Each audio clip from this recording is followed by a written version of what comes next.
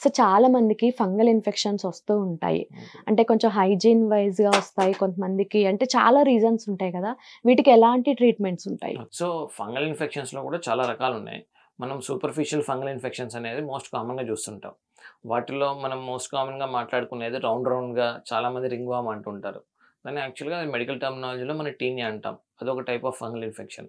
కొంతమందికి బాగా ఎల్డర్లీ పర్సన్స్‌లో లేకపోతే చిన్నపిల్లలు డైపర్ వేసుకున్న వాళ్ళలో కొంచెం గ్రాయిన్ ఏ రీజియన్‌లో అట్లా తెల్లగా ఒకసారి వస్తుంది. అది క్యాండిడల్ ఇన్ఫెక్షన్స్.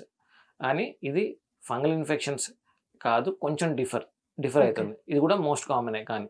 ఓకే. ఇంకొక టైప్ ఆఫ్ ఫంగల్ ఇన్ఫెక్షన్ ఏంటది అంటే, మనం చెస్ట్ పైన, బ్యాక్ పైన నల్ల మచ్చలు ఆర్ లైట్ కలర్ మచ్చలు వచ్చే అవకాశం ఉంది. ఇది కూడా సూపర్ఫిషియల్ ఫంగల్ ఇన్ఫెక్షన్స్‌లో ఒక భాగం. ఓకే. ఇవి ఒకరి నుంచి ఒకరికొస్తాయా సార్ ఫ్యామిలీలో?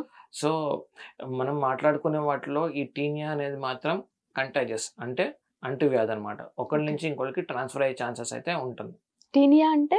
టీనియా అంటే మనం ఇప్పుడు రౌండ్‌గా ఓకే. మనకి తొడల పైన గాని, ఎక్కడైనా బాడీలో ఎఫెక్ట్ చేయొచ్చు. కానీ మోస్ట్ కామన్ ఏరియాస్ ఎక్కడైతే మనకు స్వెట్టింగ్ ఎక్కువ ఉంటుందో అక్కడ ఎక్కువ ఉండే ఛాన్సెస్ ఉంటాయి. ఓకే.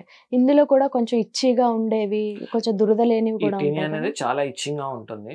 ఓకే. అండ్ ఒక చోట పెట్టుకొని ఇంకో చోట పెట్టుకుంటే గనక ఈ వేరే ఏరియాలో కూడా ట్రాన్స్‌ఫర్ అయ్యే ఛాన్సెస్ ఉంటాయి.